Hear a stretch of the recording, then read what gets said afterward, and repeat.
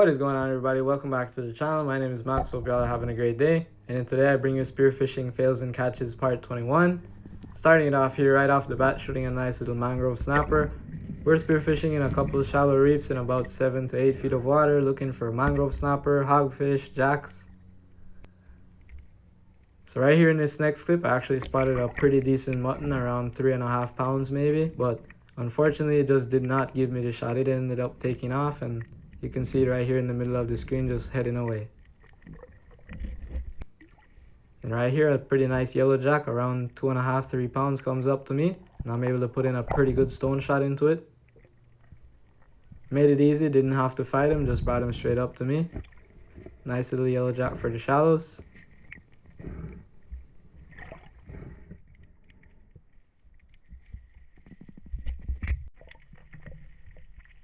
Right here, I was actually able to spot a spider crab. So I just go ahead, put one band on my gun, give him a little shot, and I'm able to pull him out.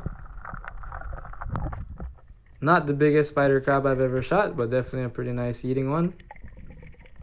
Go ahead, pull him out, and just bring him right up with me.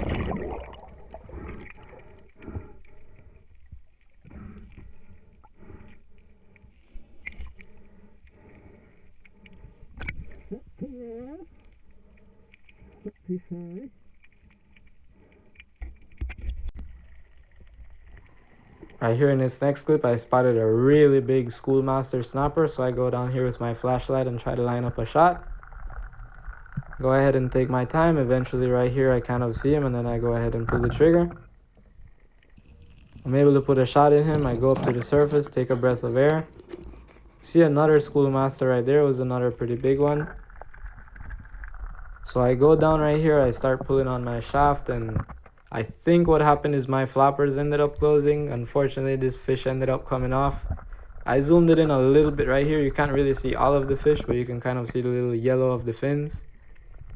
And that was a pretty big schoolmaster, maybe around 4 pounds maybe. It was a pretty good one, so I was definitely bummed out about just hitting that fish and losing it.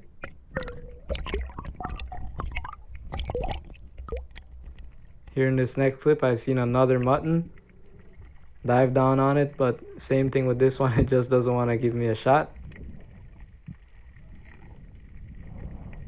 Go down, try to close the distance, and he keeps just heading out, so I decide I'm gonna take a long shot on him, and unfortunately I just end up missing. Right here, a nice little school of kudas comes in, but I was trying to pick out the bigger one in the back, and unfortunately they just ended up swimming away as well.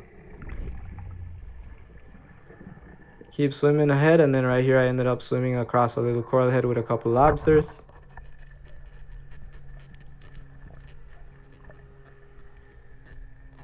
And then these are two pretty nice lobsters. So right here I go down, take out the first one. Then you can see the other one sticking out right there. So I quickly try to dispatch this lobster, and then I go down for the other one.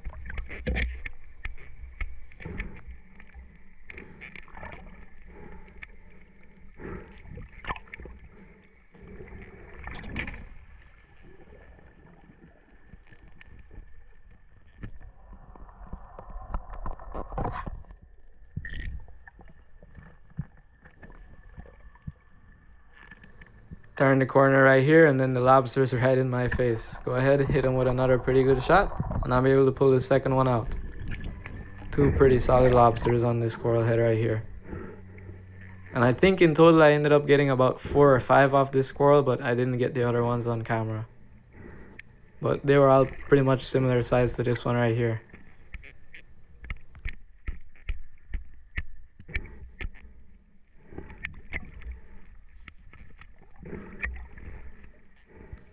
So here in these next few clips I have are from another day that I went out with my boy Denzel on the kayak. Right here I was able to stone a pretty nice yellow jack. I was pretty on point these days with these yellow jack. It's nice when they just swim right up to you too. It makes it a lot easier. This is Denzel lining up on another yellow jack. Puts a pretty good shot into it right here. Then just goes down to secure the fish.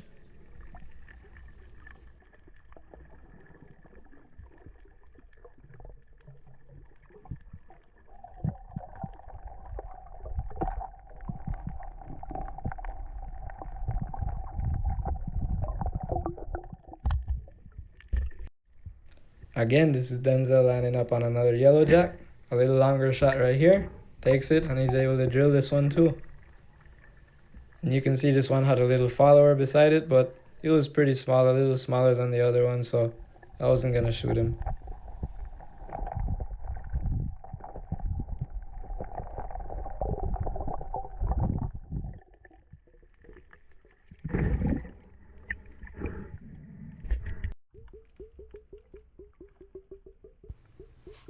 This is me eventually lining up on another nice mangrove snapper right here in a school of grunts.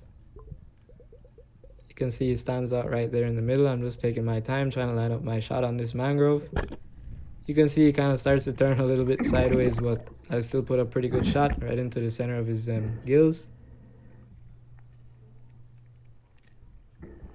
Then I pull him right up to me. Another nice mangrove snapper.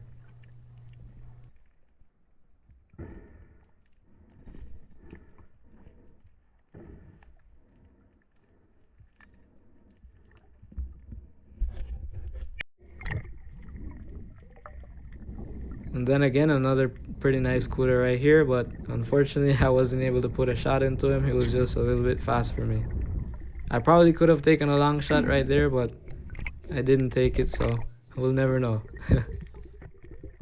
So right here I go down into this coral head and flash inside, and I see the lips of a huge dog snapper. I mean, definitely over 10 pounds, probably closer to 15. But I didn't want to take the shot with just one band on my gun, so I went up to the surface, put another band, and I was pretty confident that he was just gonna chill there because he was just sitting right there in that coral head. So I go down right here, expecting him to be right there in the same spot where he was.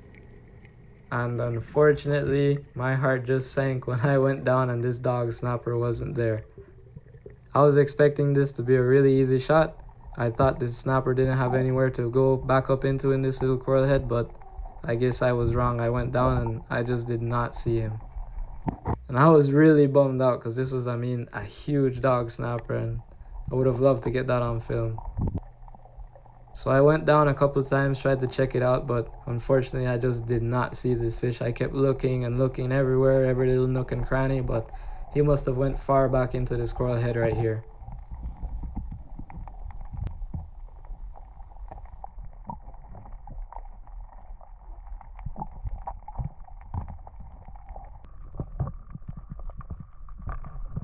And then this was the fourth and last time that I checked it out. I even went ahead and probably went a little further back than I should have, trying to see if I could at least see a tail or something, but he definitely wasn't there. He went all the way back up into the squirrel head, which sucked. I probably should have just shot him with one rubber on my spear gun, but it is what it is.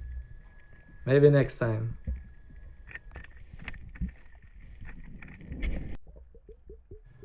Working my way back, I just end up start plucking a couple of hogfish.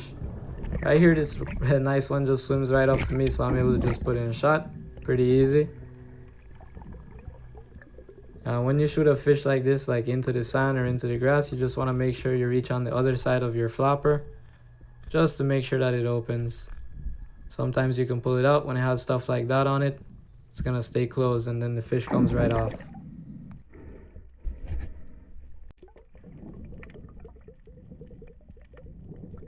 So right here I'm able to spot another hog, this one being a little smaller than the previous one, but I just go ahead and chase him down and I'm able to put in a pretty good shot.